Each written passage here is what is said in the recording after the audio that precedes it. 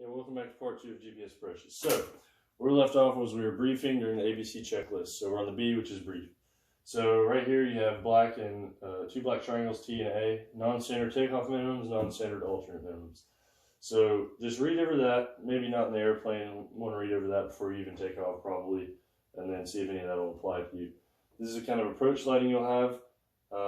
So that's all that tells you, so you can know what to expect. These are your missed approach instructions. Those are always going to be important to brief whenever you are briefing that. These are going to be all your frequencies right here. So you'll need those. Maybe go ahead and load those in. You have your ATIS, the approach control, the controlling agency that'll be in that area. So in this case, Atlanta Approach Control. Your tower frequency, ground control frequency, clearance delivery frequency, and your Unicom. Unicom is probably not going to be applicable, and if you're coming into the airport, you're not going to really need clearance delivery either. So those are important to know. So we'll scroll down here to your plan view. So this just kind of gives you an overhead view. You might want to take a quick glance at it.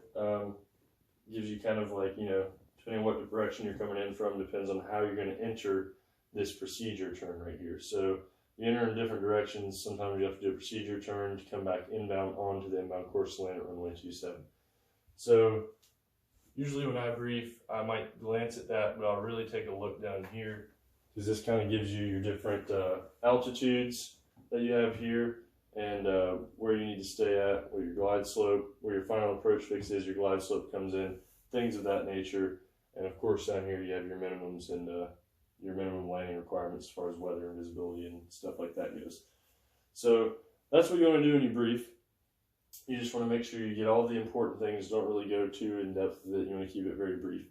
That's why it's called briefing.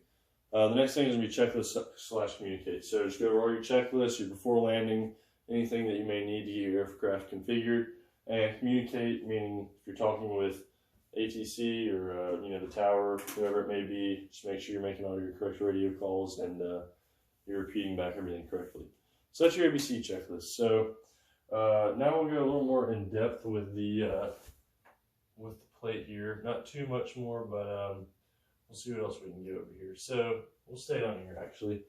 So you can see here you have LPV and LNAV VNAV. So LPV is going to be lateral performance of vertical guidance. So that's going to be your most precise type of RNAV GPS approach. So that's going to give you your lateral guidance and your vertical guidance. So basically your localizer and your glide slope, if you want to look at it like that. So these are your minimums. You have 1,211 feet and 3/4 mile visibility. This is going to be, 1,211 is going to be an MSL, and if you look over here in parentheses, you have 200 and 3/4 mile visibility. 200 is going to be AGL. So you might want to keep that in mind. But in your airplane, you'll be looking at this altitude right here. So then you move down to LNAV VNAV. So LNAV is lateral navigation, VNAV is vertical navigation. So it's either one or the other. So let's say you only have lateral navigation. So you're only staying in line with the runway. You don't really have a vertical navigation to see how high or low you should be with the glide slope. So you can see here your minimums are a little bit higher. So 1680, 2.5 miles visibility, or 700 AGL, still 2.5 miles visibility. You can look right here. So if you look right here, if you're doing the LPV approach, you're going to be coming inbound on your 273 course. This lightning bolt is your glide slope, so that's your vertical guidance. So this means that's where you'll pick it up, at this point right here, which is called Albers. This little X is your Maltese cross. That tells you where your final approach fix. Most of the time, the glide slope will come in at your final approach fix, but not necessarily all the time. So that's what those two things are. Those are important to know.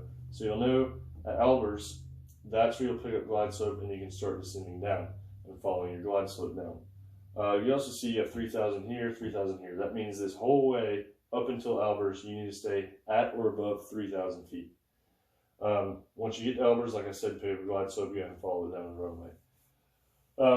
So you